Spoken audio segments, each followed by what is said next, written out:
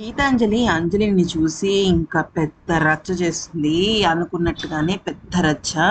అయితే ఇప్పుడు నాకు ఈ అమ్మాయి సారీ చెప్పటం కాదు అని చెప్పి మనీష్ దగ్గరికి వెళ్ళి అంటుంది, నువ్వు సమాధానం చెప్పాలి. అసలు ఈ అమ్మాయి మన ఇంటికి ఎందుకు వచ్చింది, అసలు ఈ అమ్మాయి ఇక్కడ ఉండాల్సిన అవసరం ఏంటి అని మనీష్ని నిలదీస్తుంది. కానీ మనీష్కి పాపం ఏ తప్పు తెలియదు, వాళ్ళ తాతయ్య ఉండబట్టే కదా ఇదంతా జరుగుతుంది. అయితే ఇంకా మనీష్ నీళ్ళు నవ్వుతూ ఉంటాడు, ఏం చెప్పగలడు, ఏమీ చెప్పలేడు. అయితే మళ్ళీ మళ్ళీ పదే పదే అడుగుతూ ఉంటే ఇంకా పాపం ఈ అమ్మాయి అంజలి ఏం మాట్లాడాలో తెలియక మౌనంగా ఉండిపోతుంది, ఎందుకంటే ఇక్కడ తన పాత్ర లేదు. అయితే ఈ లోపు మనీష్కి అండగా నిలుస్తాడు వాళ్ళ తాతయ్య. నిలిచి అంటాడు,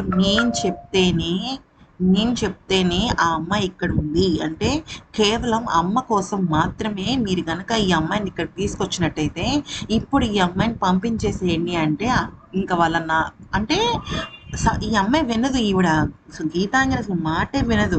అసలు చాలా అంటే చాలా రెచ్చిపోతూ ఉంటుంది అనమాట, అది ఇది ఇది ఇదని చెప్తూ ఉంటుంది.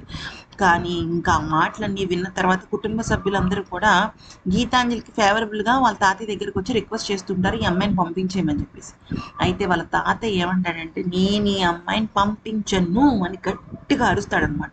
అరిచేసరికి ఈమె హ్యాపీ అవుతుంది, ఎందుకంటే ఆ తరఫున నిలబడ్డ ఏకైక వ్యక్తి ఈమె కదా, వాళ్ళ తాతగారే కదా.